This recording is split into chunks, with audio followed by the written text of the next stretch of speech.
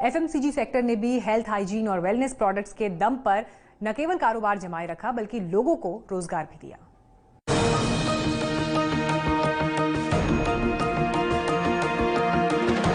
Corona काल में ज्यादातर सेक्टर संकट का सामना कर रहे हैं, लेकिन जिस तरह पीएम ने बार बार आपदा में अवसर खोजने की बात कही है, उसका असर भी कई सेक्टर्स के कारोबार में आए बदलाव के तौर पर देखा जा रहा है। सबसे बड़ा फायदा ई कॉमर्स सेक्टर और डायरेक्ट सेलिंग इंडस्ट्री को मिला है।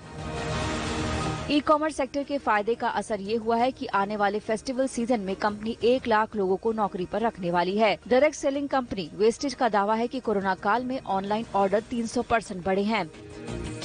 इस सफलता में सबसे बड़ा हाथ एफएमसीजी सेक्टर का है। लॉकडाउन में जहां सब कुछ बंद था, वहीं पर घर में रसोई से लेकर बाथरूम तक इस्तेमाल होने वाले सामानों की बिक्री में जोरदार तेजी आई। इससे इन कंपनियों को बेरोजगार होते लोगों को काम दिलाने में भी मदद मिली है। वेस्टेज के मुताबिक कंपनी ने लॉकडाउन में 20 लाख लोगों को अपने नेटवर्क में शामिल किया। ज्यादातर एफएमसीजी कंपनियों की बिक्री में हेल्थ, हाइजीन और वेलनेस प्रोडक्ट्स की बिक्री ने बड़ा रोल निभाया और इन्हें वेस्टेज जैसी कंपनियों की बिक्री में 90% का योगदान दिया। अगस्त में हेल्थ, हाइजीन और वेलनेस प्रोडक्ट्स का पोर्टफोलियो 40% बढ़ गया है। डायरेक्ट सेलिंग इंडस्ट्री का भारतीय मार्केट 2019 में 12.1% से बढ़कर 2.47 अरब डॉलर पर था। 2011 से 2016 के बीच दोगुना हो चुका ये मार्केट कोरोना के बाद फिर से रोजगार देने और तरक्की करने को तैयार है। Direct selling industry specially online जो हमारे प्रोडक्ट्स की डिमांड बहुत ज्यादा बढ़ी है, इसके करके ना ही सिर्फ प्रोडक्ट्स के करके लोग इसका बेनिफिट उठा रहे हैं, बल्कि पैंडेमिक के टाइम पे लाखों करोड़ों लोगों ने जिन्होंने अपनी नौकरियां गंवा दी थी, डायरेक्ट सेलिंग इंडस्ट्री ने उनको एक बहुत बड़ी अपॉर्चुनिटी दी है ताकि अपने लिए एक sustainable and viable source of income देख सकें। एफएमसीजी में हेल्थ, हाइजीन और वेलनेस के बाद ग्रोसरी प्रोडक्ट्स की डिमांड भी जबरदस्त रही। लॉकडाउन में तो घर में पकवान बनाने के लिए लोगों ने जमकर तमाम तरह के खाने पीने का सामान खरीदा। पिछले 4-5 महीनों में लोगों ने घर के खाने के साथ ज्यादा एक्सपेरिमेंट किए हैं।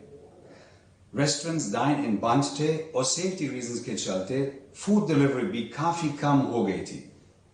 कंज्यूमर्स ने अपने फेवरेट फूड को काफी मिस किया और इसके चलते घर पर बहुत एक्साइटिंग डिशेस बनाए, जैसे सैंडविचेस, बर्गर्स, रैप्स, पिज्जा और पास्ता।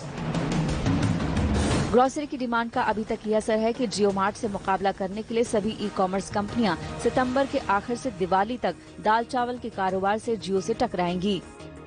इसके लिए जो तैयारियां की गई हैं, उसमें फ्लिपकार्ट ने वॉइस एनेबल सर्च विकल्प शुरू किया है। अमेजन ने अपनी पेंट्री सर्विस को 300 शहरों तक बढ़ा दिया है और 5 शहरों में फ्रेश फूड सेवा लॉन्च की है। मार्केट लीडर बिग बास्केट अपने प्रोडक्ट्स की रेंज को 30,000 से बढ़ाकर 40,000 करने जा रहा है। ग्रोफर सितंबर के आखिर से दिवाली तक इवेंट आयोजित करेगा। हालांकि मामला केवल ई कॉमर्स कंपनियों के मुकाबले या इनकी ग्रोथ तक सीमित नहीं है। जियो मार्ट के मॉडल को देखते हुए कंपनियां अब लोकल दुकानदारों को भी अपने नेटवर्क में शामिल करके ज्यादा से ज्यादा ग्राहकों तक पहुंच बना रही हैं। आज तक ब्यूरो। बिजनेस आज तक में फिलहाल इतना ही।